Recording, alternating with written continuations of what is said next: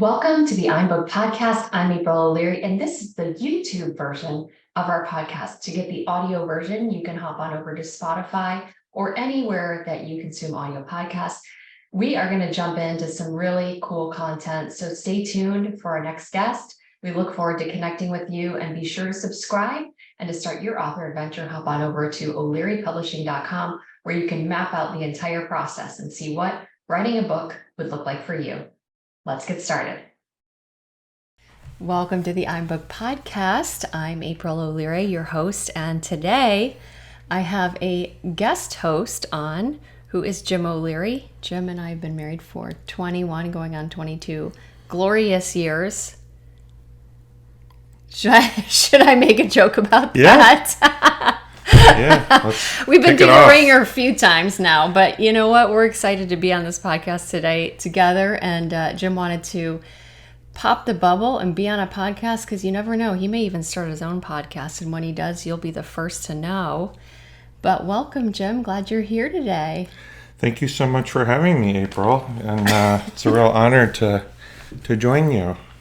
So Jim has prepared some questions that I don't know about, and we're going to just go with it. So wherever this conversation goes, we're going to follow the trail and hopefully have some fun. And I'll hand over the mic, the Yeti, to you. Okay. Well, as you can see, I don't have a lot of notes here. Background. No. April, I've listened to your podcast now for a while, and I enjoy it. And it's an honor to be on. And I was interested in how did you first? What are some of your early memories of some of your first books? Do you remember any picture books or books that were read to you that impacted you and your love of reading? That's a good question. My mom was the one who instilled the love of reading for me. She was an avid reader, still is an avid reader. She reads all fiction, mystery novels, and things like that. And from an early age, I always had a library card. We always participated in the summer reading program at our local library. I loved going to the Mount Prospect Public Library. And in the back, they had some board games you could check out too, and we'd always beg to get those as well. But she always read to us, and we were always checking out books. And because of that, I entered kindergarten as a reader. So that was a little challenging, I think, for my teacher, because most of the kids didn't read. And books I loved, Berenstain Bears, Clifford, all the classics, Shel Silverstein, of course. And then I got into reading some of the Beverly Cleary books, Judy Blume books. My sister loved the Adventures in Babysitting books. I never got into those so much, but yeah, always loved reading. Yeah. What about any of the Nancy Drews or any of those? I remember. My mom read those. I didn't read those. Yeah. I remember that for us, boys, I guess it was more like Hardy Boys. Those got popular for a while, but okay. So when you got to say, maybe a little bit older into high school level and whatnot, did you find yourself some of the early books that were more influential on you in terms of sort of becoming a young adult? And I know you had a strong biblical background, to say the least. I would say that's a lot of Christian genre. No, I didn't read a lot in that genre, honestly. Okay. But I would say that in my junior year in high school, I took a class called Advanced Reading. And I didn't know what to expect, really. It was an elective class, and the teacher who taught the class, she must have come up with the curriculum herself, but basically it was a class where you would sit quietly and read for the whole period. And once a week, she would give a book talk about one book or another and introduce us to all the various genres. And then we had vocabulary in that class. And so we had to pass the class, you had to read one book in each genre. And you would get bonus points if you could find the vocabulary words that we were learning in those books. And so that really exposed me to thriller books, mystery books. I read some nonfiction books, but I read much more widely than I had prior to that. And I do remember reading The Great Gatsby in high school and really enjoying dissecting that book a little bit more and understanding East Egg and West Egg. And then, of course, the more recent movie I thought was fabulous. But those were some of my earlier high school memories. I did not do a lot of outside reading, I would say. Through high school, I was very involved in sports and didn't have a huge interest in spending time at home reading. I think you told me once you read the book by, wasn't there a famous runner that had written a book, like marathon runner? Or, Oh, I read a lot. I used to be a subscriber to Runner's World magazine, and I did a report, actually, I still have it, on marathon running and training in college. So I've done a lot of research and reading about distance running, for sure. Yeah, and I remember, I think one of your high school coaches, like even in recent, adult years, I think, didn't you, I feel like you spoke to one of your high school coaches and was able to, rekindle some memories. Maybe it was a track person from college, but so I know you focused and studied on education in college. Mm-hmm. So we're going to now, I know you grew up in Chicago, so you made the big venture out to Minnesota. Tell us a little bit about, and let's try to keep it in the literary education focus and not get off derailed. We don't have to get derailed, no, that's for sure. Yeah. That's for another podcast. If you want that story, go to Get the Sober Moms, Happy Moms book. That could be a name if we do wind up spinning off a podcast. Derailed. Derailed. Ooh, that sounds good. Yeah. We've been derailed a few times. Anyhow, haven't most people? I don't know. So in college, it's funny, actually, my college roommate, Karen, was the editor of the college newspaper, the Winnonan. I went to Winona State, and I actually wrote an article for them, a distance running article. A distance runner who was fairly famous in that world, I think her name was Janice Klecker, was coming to town at St. Mary's College, which was right up the road from us. So I went and heard her talk, and I got to interview her, and my article was in the Winnonan. And I always found writing to come very easy to me, and I never knew that was anything special or different than other people, because I always was good at math too. So, and my dad was an accountant, and so I actually studied math in college, not English, even though I was elementary, middle school education. So I thought I would be a middle school math teacher. In hindsight, I could have probably been an English teacher or a writer, which I am now, but back then, nobody really encouraged me in that direction, so I never took any steps in that direction. Yeah. Well, and then in terms of any let's say nonfiction books, as you got a little bit older into your 20s, but any sort of influential, let's say where you're late college or early adult, where you've started getting maybe a little more taste of the nonfiction world, and any of the any authors or books that sparked your interest back during those times? Well, I graduated from actually Northeastern Illinois University. My dad was sick with cancer at the time. After I was at Winona State for a couple years, I transferred for various reasons. And I took a philosophy class, and I loved it. I loved the idea of Plato and Socrates and dissecting ideas and reasoning and all of those types of things. It was kind of the first peek I had into that world outside of the Christian bubble I grew up in. And I still was very black and white in my thinking, but I found it interesting for people to make arguments and defend their ideas, and even if I might have disagreed. So that book sticks out in my mind, I would say, more than any others. And tell us a little more about that in terms of your, I would say, a journey towards that there's more information out there. Did that, begin to lead you into any sort of new directions in terms of your sort of intellectual development? I would say it took a very long time. I think for most people who you grew up in the family you grew up in with whatever beliefs or religions or customs or culture that they have, and most people orient themselves to the world in terms of that. like I remember we went to church 3 times a week, and I didn't realize that wasn't what most people were doing.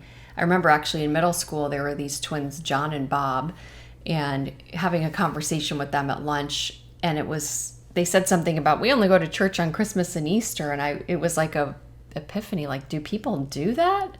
Really? So for me, after we got married and had our children, and we weren't really raising them inside of a church, it took time to allow myself the permission to explore other ideas and not be afraid of other ideas. And I think that's largely what prevents them from exploring other ideas is fear. Mm-hmm. That if I were to consider what you're saying, that maybe there's some truth, then I'm afraid maybe I'm not right. And I think there's this human compulsion that we want to feel right. And so to let down that wall of the ego to say, well, maybe I'm not right, or maybe there is more than one way, or maybe there are bigger things out there that I haven't been exposed to yet, or maybe I can listen without judgment. It took a long time to get there, and a lot of reading, and a lot of that came in my 30s, I would say, because largely in my 20s, we were raising kids and very busy with toddlers and school schedules, and you have a lot of time for self-reflection. Mm-hmm. Yeah, and before we, ultimately pivot towards talking about the publishing world and more professional, writing and that type of stuff, obviously I'm here, I've lived April, and I've known April for probably half your life, and, it's because we knew each other. We met in 99. Yeah. Yeah.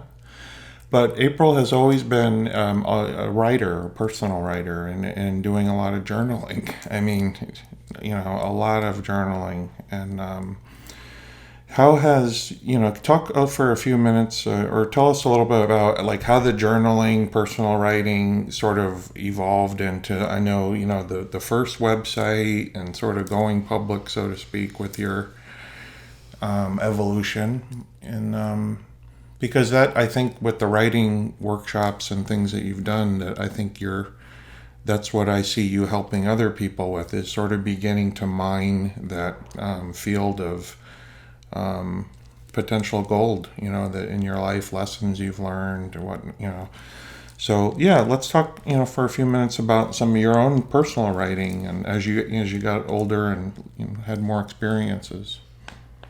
Well, writing for me has become a tool to help me see my own thinking, I guess. And I think it's easy to let the mind just get stuck in a rut, and like you're chewing on the same idea in the same way every single day, and it's automatic and it's without deliberate really creation. And journaling has helped me to slow the thinking down and see on paper what I'm really feeling and thinking. And I'd say some of the biggest changes or ideas or insights have come in those times when I have had my back against the wall, so to say, and I really had to go inside and figure out what it was that was blocking me, or where I was off in my thinking, or what actions I need to take that I haven't taken. So most of the personal growth, I think, that's come for me has been a combination of reading books, but it's also been trusting myself and increasingly learning how to trust myself. And I do that through writing. And it's interesting to go back and read some of that stuff and say, wow, I've really changed, or I've really grown since I wrote this or that, or something that seemed really important to me 10 years ago. It's not as important now, or maybe I mastered that lesson and I've moved on to something else. So it's definitely been it's a commitment. And I go through waves where sometimes I'm just really in the flow of writing consistently, and usually that's when I'm feeling the most discouraged or disconnected, or like I just don't know what I'm feeling or where to go or what to do. So I've learned to go inside rather than outside, and asking a million people and trying to get everybody's opinion. It reminds me of the great Earl Nightingale, who literally would say, get yourself a yellow pad and a pen or pencil, and what's your biggest issue? What's your biggest problem? On the top of the page, and then come up with 20 different potential. This is much more the journaling April's talking about is definitely soul work, but and even with I agree. Thinking on paper is something Brian Tracy talks about a lot, and in terms of although I'm not an author yet, I have authored yet legal briefs and those types of writings and art, some articles and stuff, but the idea of drafting and pre-planning, and when we first met, I remember sharing with April, and it's one of the things I know we had in common, early on, is sort of like written goals for our life, dreams, and if your dream, tell us about some. Let's,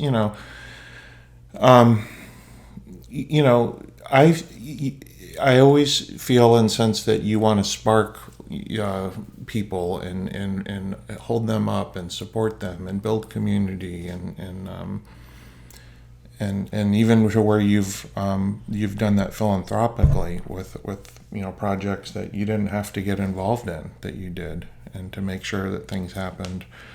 But what drives you? What's that inner candle flame that's propelling you forward to continue to want to meet potential new authors who may be listening, or someday want to publish a book? But why are you motivated to do that?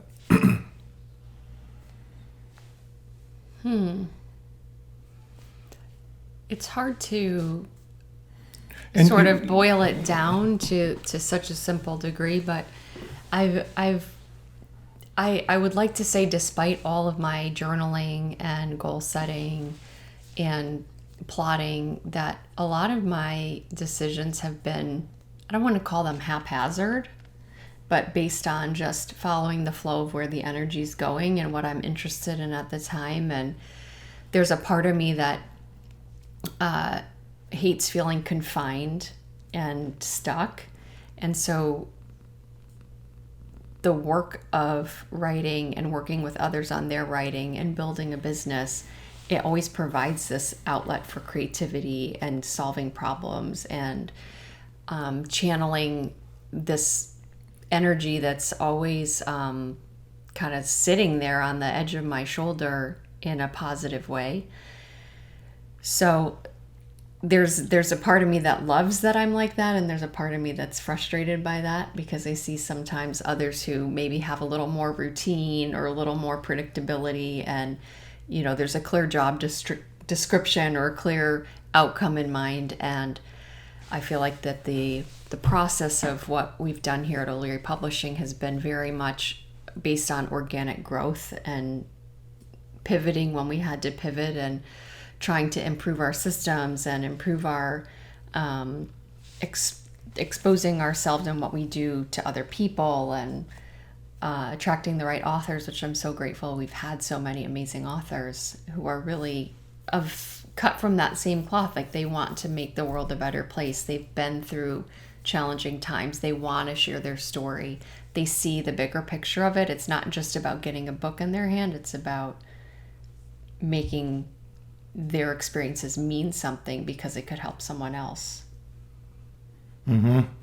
And I immediately think of all the book launches that that I've been with you, and how special it is when a person publishes their book, and their friends and family are there, rooting them on, and the people that it's touched me to see. I can remember. I'm looking up here at all the books, but I'm looking for Wynn's book here. That was a great one. Under a Cloud of Sails, mm-hmm. and by Winston Williams, boy, it was a sunset, picturesque, Naples Beach. We had, rented out the entire, more or less, that whole cabana and the area around it. And we had, his books, and then I tell you, as it was winding down, people were beginning to, filter out. And then, but when and obviously we were there till the very end, and then when you got, with the wheelchair and the young fella, Luke, and and the look on his face of appreciation and gratefulness and just all of the good stuff, and with April, and he had been able to, his life, he went around the world basically in that sailboat. And the book was the final. It was like he had somewhat of a manuscript, right? And then it had to, and it sort of get, if I recall, I remember there was a lot of work that went into getting that fully roughed, and it was a rough draft, but he had the whole thing, right? Yeah, he had written the whole thing, and he was 85-year-old man. I heard him speak at an event here in Naples, and I felt like, this man's got an amazing story, and he was a writer. He had previously written for National Geographic, and he had another book that he had published, like in the 80s, I think, about Nantucket, and he was a photographer and a bird watcher. And anyways, I reached out to him, and he had already written the manuscript, and it was 70,000 words, and he had tried to get it published 10 years prior, and he wasn't able to attract the attention of a publisher, and we were able to publish it for him and do this big launch in January of 2020. And then COVID came and shut the world down in March, and then he passed away that December. Mm-hmm. So it was really such an honor to be able to do that, and so many great memories of helping him, and just even his children. He has 4 children, how they still reach out to me, and they were here in town for his ashes spreading at sea last year, and they included me in their post ashes boat ride. They stopped over at my house and we reminisced. It was beautiful. So it was, and I tell you, it's when your heart gets touched during a moment, and that, boy, it's special. You soak the moments up. I'm looking up here at all the other ones. The ones on a personal note, because we're here to talk about you, but the first sort of, I'll call it the kind of a trilogy, but your initial, I know you Ride the Wave, Focus on You, initially, I just want to sort of, in terms of your personal writing, what would you say in terms of categories, the main differences between, say, how you started with Ride the Wave, and then you kind of evolved into, the Ultimate Love Affair, and now with some of the more, the Sober Moms books series and the other stuff, but past, and then future, past, present, and then future. Any future books also that you're thinking about? I just started mapping one out last week. Well, now I'm hitting pay dirt. Now the interview has begun. I don't know if I could talk about it yet, but and I didn't know. I'm learning. But I will say, books are very reflective, I think, of where you've been and where you're going and what's mostly on your mind now. And for me, when I wrote Ride the Wave, I was life coaching and working with a lot of women, or my goal was to work with women on prioritizing their needs and self-care and all of that. And that largely stemmed from my own not doing that when I had the kids, and feeling exhausted, feeling overwhelmed, feeling guilty if I took a break, feeling guilty about everything. It's like that, the guilt of motherhood is so strong. And I think once I could get out of the deep end and breathe and see that I didn't have to live like that, I felt like, oh my God, every mom I know is living like that. So I put all of these thoughts that I had learned through life coaching school and then through some of the people I was working with into the book. And it was just mostly from my experience and where I was at. Now, when I go back and read that book, it's like I said at the beginning of the interview, like lessons that I feel as though I've mastered fairly well, but at the time were so new and fresh.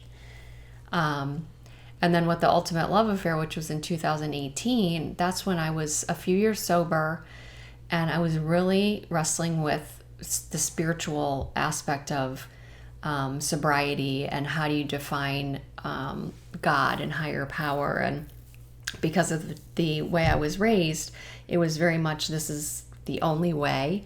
And it was my way to sort of process and think through, do I still believe this, and can I believe this and allow others to believe what they want to believe, and can that all be true at the same time? And so it started out really as a 40-day journaling experience where I got up every morning just to kind of dig through in the quiet hours of the morning my own soul.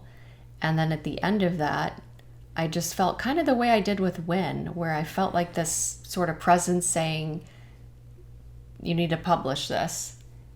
Like when I heard Win, I felt that same thing. Like, you need to tell him, you need to talk to this man. And I remember fighting with the voice, like, I don't even know that man. And I don't, it's weird. I don't want to go up to him and say that, I want to publish a book for him. Like it just seemed weird. But after I'd written all of those 40 days, I felt that same thing sort of tapping me on the shoulder, like, put that out there. And I really didn't want to initially because I thought, well, who am I? I'm not like a spiritually trained, not like a pastor. I don't have a degree in theology, but it was my own personal experience. So I think when you write from the heart, from your own experience, people can't argue with it because it's just your experience. And it sounds like to me it's a bridge to action, because you were journaling, you were thinking, you were processing your own thought, and then it resulted in Ride the Wave, and then like you're saying, when you're in more of a spiritual transition point, and that was during Lent too, wasn't it?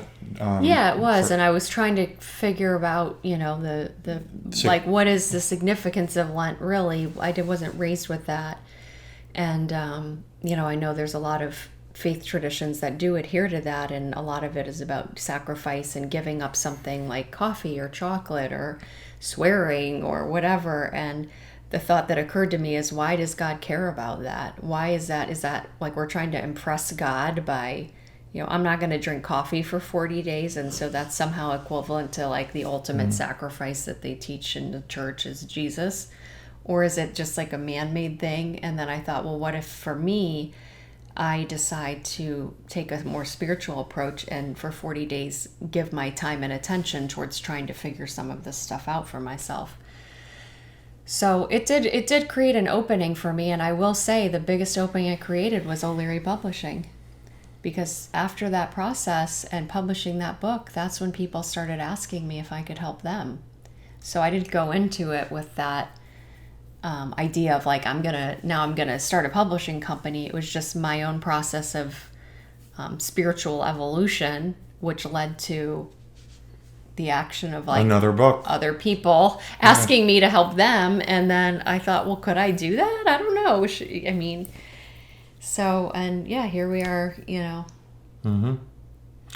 So, years later. And also with the Old Cocoon, and then most recently with Sober Moms, but it's almost like, and obviously in between, you're experiencing and meeting all these amazing other authors who have incredible stories, just to divert for 1 minute, but and it's hard to pick one out and I hate to start doing that, but soul wrenching. You've published some real soul wrenching books of people who've been through hell and back, and maybe aren't back yet from hell, frankly. But That's really the mission, and I would say that, when you say what keeps me energized and excited, or what compels me or motivates me to do it, it's not, securing an ISBN number or submitting something to the Library of Congress or all of the details that go into getting a book done. To me, it's the bigger picture of giving people who might not otherwise have a chance to have their voice heard. Because the publishing world can be very cutthroat. Most people will never qualify for a traditional publishing deal because they're not notable enough, they don't have enough followers, they're not attractive enough, or whatever you want to say, and it's a whole nother process. But yet I look at all these authors we published and who have had amazing lives and stories, and there's unlimited potential now that their book is in the world. And to me, that's really exciting, because any one of these books could impact and have a ripple effect. Like the Sober Moms book, we've just taken that book and we've marketed it and we've gotten it out there. And I've had people, even someone last week, that messaged me about it being the best book that she read, and she can't wait to share it with her people. And imagine just one mom getting sober because she read that book, and then how that impacts her children or her children's children and her family and her career and all of that, just because of a book. So for sure. And even her, or I'm assuming it's mom, so I was gonna, so her, but her friends, the other people in her life that she may influence, that when one person stops drinking, for example, or doing anything, those things you can use your influence with other people. And I see that, for you, it's like, to me, that, like, I love the Steve Jobs quote, the high order bit, and he was always trying to focus on what's really the killer aspect to whatever it is that we're trying to, our real company focus, what's our value, point. And that high order bit, though, I feel like for you and in the company is like the sharing of the human spirit with another person who wants to basically share part of their humanity, their spirit, and like you inviting me on your podcast so I could experience this whole new phenomenon. what do you think of it? Let me turn it back around to you. How's the new podcast going? Do you like it? Feels pretty good. Yeah, I think you're doing a good job interviewing. I know Jim used to be on TV, so we don't need to delude ourselves that this is his first rodeo. It's his first podcast, but when he was a new attorney, he was at a firm up in Clearwater, right? And they had a TV show that he was on weekly. So. Well, I didn't get on it, but it was like 4 nights a week, FLA Law. And it was a live show, too. Yeah, they would get there was no rewind and retape, and it was interesting, too, because you'd had to get there on time because, like I said, it was live. In traffic and leaving Clearwater, going to Newport Richey, where our studio was, it was always a challenge to get there on time. And some of those back roads, so have seen some action, back on whatever my car was. Yeah, well, we've talked a lot about cars. Jim and I are both car people, so we can rattle off what cars we had. 300ZX is what it was, I think. Yeah. When I met him, he had the 300ZX, so that was one reason I went on a second date with him, because I liked his car, let's be honest. But we had a good time, and we did talk about goal setting on our first date, and we do laugh about that now, about how funny it was back then that on a first date that was the topic of conversation. So, but here we are. We've made it through a lot of storms, and we've grown a lot. And Jim seed me through all of these various iterations, from life coaching and writing Ride the Wave to lots of other stuff. So yeah. Well, and looking forward, you just got off wrapping up Booked 2023, the second annual. And how did you feel about that? And what are you thinking in terms of, I know you've already had, I think, some authors want to RSVP to try to get back on stage. Yeah. Well, so Booked is an annual event we put together a couple years ago, and it features 6 of our authors who get on the stage and tell their story in a TEDx style format, and it's a really great evening. We've done it twice now, and the most recent one was on St. Patrick's Day in downtown Naples. And some of those videos, all of them are amazing. We haven't uploaded them yet to YouTube. They will be there soon, I promise. And all of these podcast videos are now getting put up on YouTube as well, so that's exciting. But as we, grow forward, we're just going to continue to offer our authors opportunities to not just publish their book, but to grow their brand through being on the podcast, through being on stage at Booked, through doing a book launch event, through some media and PR opportunities. So we really try to help them create the foundation they need to leverage their message into much bigger things. Mm-hmm.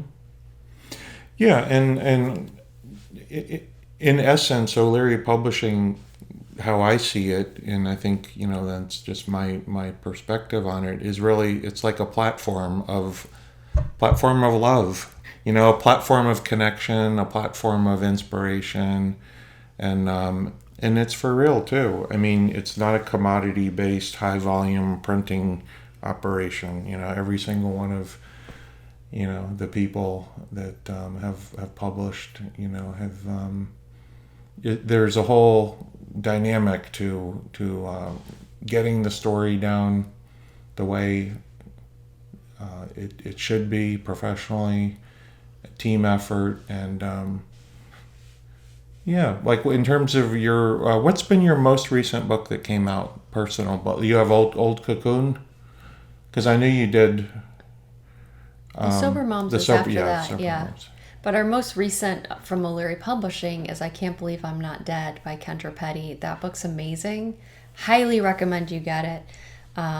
The subtitle is Escaping Abuse, Occult, Attempted Murder, and Other Insanities, a story that cannot be true but is. And it's a thrilling book. It's sad. It's empowering. It's unbelievable.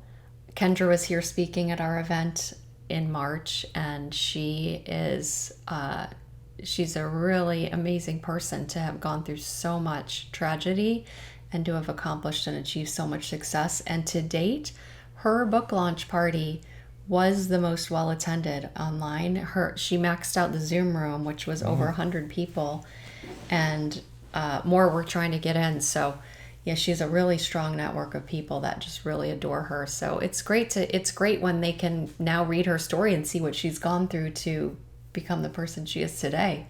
It's unbelievable.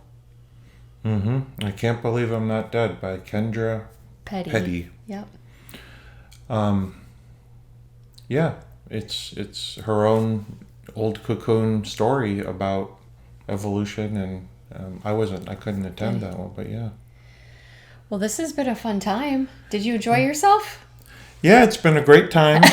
And anything else that I didn't ask you that you want to leave for the listeners? Anything coming up soon to be on the lookout for? Well, we've got some new books in the pipeline that are going to be out this fall. We've got for our first art book will be coming out called An Avian Alphabet by Maggie Diamond, and she's an artist and also a poet. And I couldn't resist the book. She approached us about doing it. And it's not a typical book for us, but she's just an amazing person, an amazing writer, and an even better artist. Oh my goodness. So you're going to love that book. That one's coming out June 20th.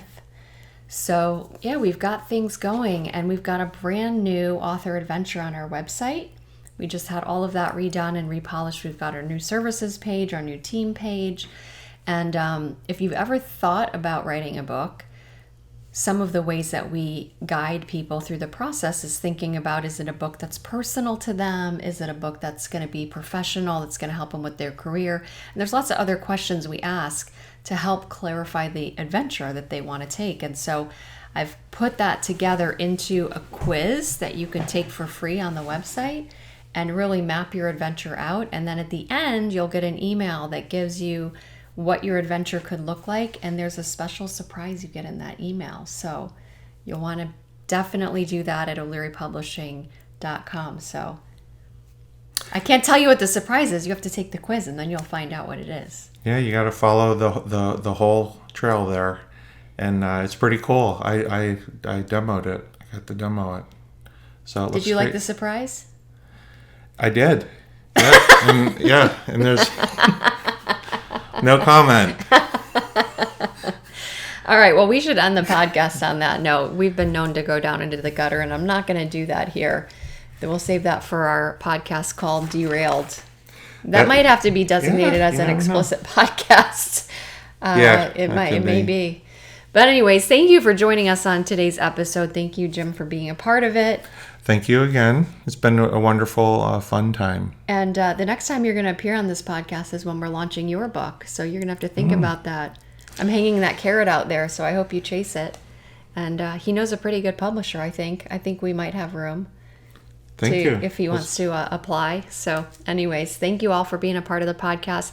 Be sure that you catch up on previous episodes of the podcast. And thank you for being one of our loyal fans. We really do appreciate you. Have a great day. And be sure to take that author adventure quiz at o'learypublishing.com. Take care, everyone. So this has been another episode of the iBook Podcast. I'm April O'Leary signing off. Be sure to hop on over to o'learypublishing.com to start your author adventure and see what writing a book could do for you in your profession, in your career, and what doors it might open. We thank our guests for being a part of the show today, and be sure to subscribe to podcasts here on YouTube. We look forward to serving you and helping you get your book out into the world.